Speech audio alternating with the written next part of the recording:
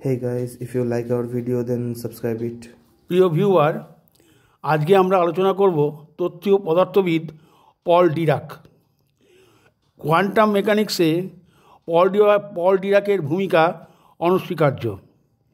তত্ত্বগতভাবে quantum mechanics বিংশ শতাব্দীর পদার্থবিজ্ঞানের অন্যতম একটি বৃহৎ আবিষ্কার। পুরানো হয়ে যাওয়া ক্লাসিক্যাল মেকানিক্স দিয়ে পরমাণু ও অতি পারমাণবিক কণার গতি প্রকৃতি ব্যাখ্যা করার পক্ষে যথেষ্ট ছিল না। পরমাণুর গঠন ও প্রকৃতি সম্পর্কে নতুন যেসব ধ্যান ধারণা তৈরি হচ্ছিল সেগুলিকে সঠিকভাবে ব্যাখ্যা করার জন্য একটা নতুন গাণিতিক প্রক্রিয়ার যে ভীষণ প্রয়োজন ছিল তা বিজ্ঞানীরা বিংশ শতাব্দীর প্রারম্ভেই বুঝতে পেরেছিলেন। যে সমস্ত বিজ্ঞানীর হাতে কোয়ান্টাম মেকানিক্সের বেড়ে ওঠা, যেমন max Planck, Nils bore, max born প্রভৃতি বিজ্ঞানীর মধ্যে পল ডিরাক ছিলেন অন্যতম। কোয়ান্টাম মেকানিক্সের প্রধান দুটি সমীকরণের মধ্যে একটি হলো শ্রোডিঙ্গার সমীকরণ, অন্যটি হলো ডিরাক সমীকরণ। কোয়ান্টাম মেকানিক্সে আইনস্টাইনের থিওরি অফ রিলেটিভিটিকে প্রয়োগ করে পল ডিরাক কোয়ান্টাম মেকানিক্সের ভিত্তি প্রতিষ্ঠা করেন। কোয়ান্টাম ইলেকট্রোডায়নামিক্সের সূচনাও হয় তার হাতেই। অবশ্য পরে রিচার্ড ফাইনম্যান ইলেকট্রোডায়নামিক্সের সম্প্রসারণ করেন। পদার্থ, অ্যান্টিম্যাটার বা প্রতিপদার্থের ধারণাও ডিরাকের সমীকরণ থেকেই উদ্ভূত। তিনি প্রথম 1928 সালে প্রথম পজিট্রন কণার ধারণা দেন, যা পরে কার্ল অ্যান্ডারসন 1932 সালে তার পরীক্ষাগারে এই পজিট্রন কণা আবিষ্কার করেন। 1930 সালে ডিরাকের গবেষণামূলক thesis principles of quantum mechanics বই আকারে প্রকাশিত হয়। তাতে আধুনিক পদার্থবিজ্ঞানের অপরিহার্য বলেই এই বইটিকে ধরা হয়। এটি কোয়ান্টাম মেকানিক্সের সর্বপ্রথম আধুনিক বই। কোয়ান্টাম মেকানিক্সের গাণিতিক ভিত্তিস্বরূপ 1933 সালে পল ডিরাক এবং আরভিন শ্রোডিঙ্গার পদার্থবিজ্ঞানে নোবেল পুরস্কারে ভূষিত হন। আধুনিক পদার্থবিজ্ঞানের গাণিতিক ভিত্তি রচনায় ডিরাকের ভূমিকা অনস্বীকার্য। স্ট্যান্ডার্ড মডেল অনুযায়ী মৌলিক কণাগুলিকে প্রধানত দুভাগে ভাগ করা যায়, যথা বোসন ও ফার্মিয়ন। বোসন কণাগুলি সত্যেন্দ্রনাথ বসু ও আইনস্টাইনের বোস আইনস্টাইন পরিসংখ্যান মেনে চলে, আর ফার্মিয়ন মেনে চলে এনরিকো ফার্মি ও পল ডিরাকের পরিসংখ্যান মেনে। তার 30 বছর বয়স হওয়ার আগেই তিনি হয়ে ওঠেন গাণিতিক পদার্থবিজ্ঞানের একটি উজ্জ্বল নক্ষত্র। এহেন পলের জন্ম হয় ইংল্যান্ডের ব্রিস্টল শহরে। তার বাবার নাম ছিল চার্লস ডিরাক ও মায়ের নাম ছিল ফ্লোরেন্স ডিরাক।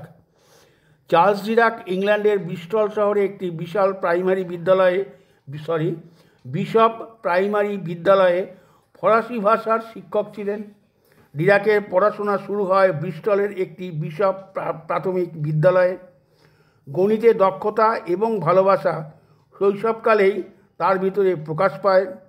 এরপর তিনি উচ্চ বিদ্যালয়ে ভর্তি হন। যেহেতু তখন প্রথম বিশ্বযুদ্ধ শুরু হয়, তাই তাদের বিদ্যালয়ে উঁচু শ্রেণীর ছাত্ররা যুদ্ধে যোগদান করে।